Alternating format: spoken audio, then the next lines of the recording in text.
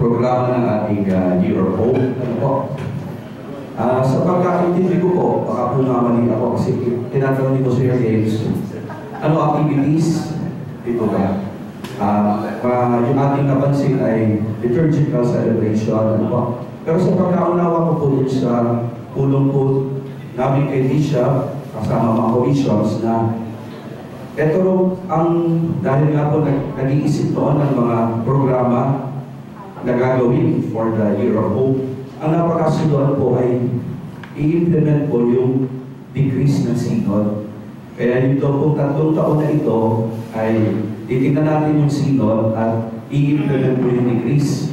Kaya ang mangyayari, ang parang pagkaintindi ko po, hindi ko alam kung mali ako, eh yung mga activities ay magagaling sa kung ano mga decrease ng synod ang hindi pa na-implement. Ano po?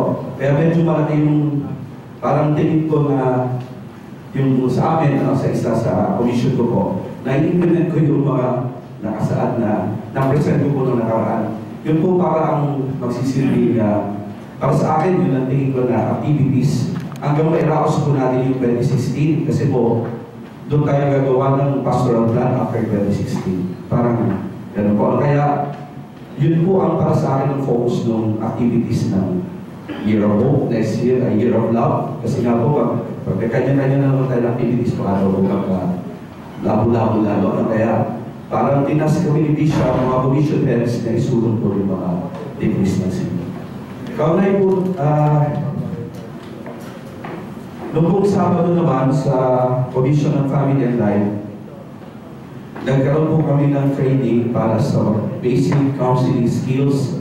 Ewan po kung natandaan niyo ako nung ako'y magsalita ng nakaraan.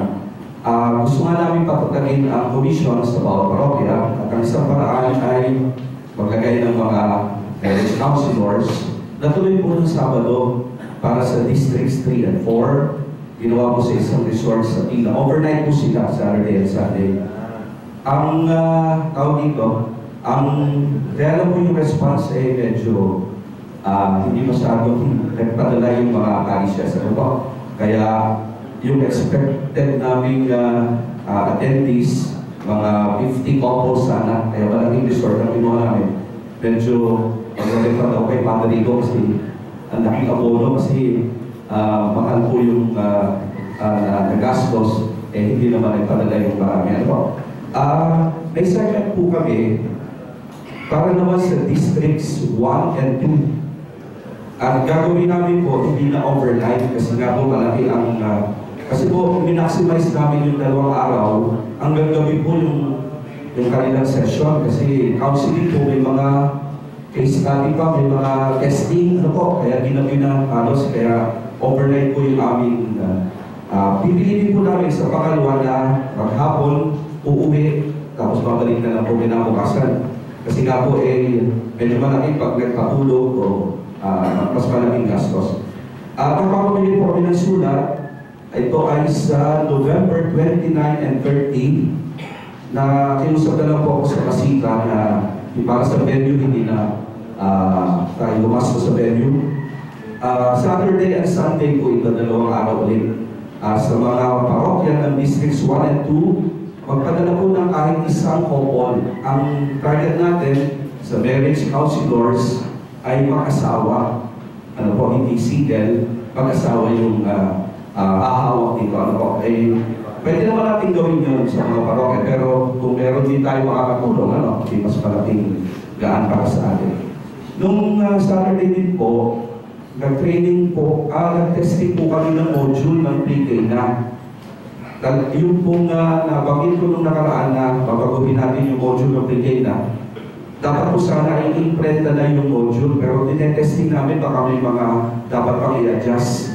At maganda rin po nung may mga kinuha po kami mula sa districts para makinig sa kanila namin tinetesting yung module. Kaya may mga adjustments pa po bago po i-prenta yung final module at yun po i-implement din natin. Sabi ng degree ay uniform module ng PK na ano po. Kaya titingnan namin yung bawat parokya at ituturo namin kung paano gagawin yung PK na module.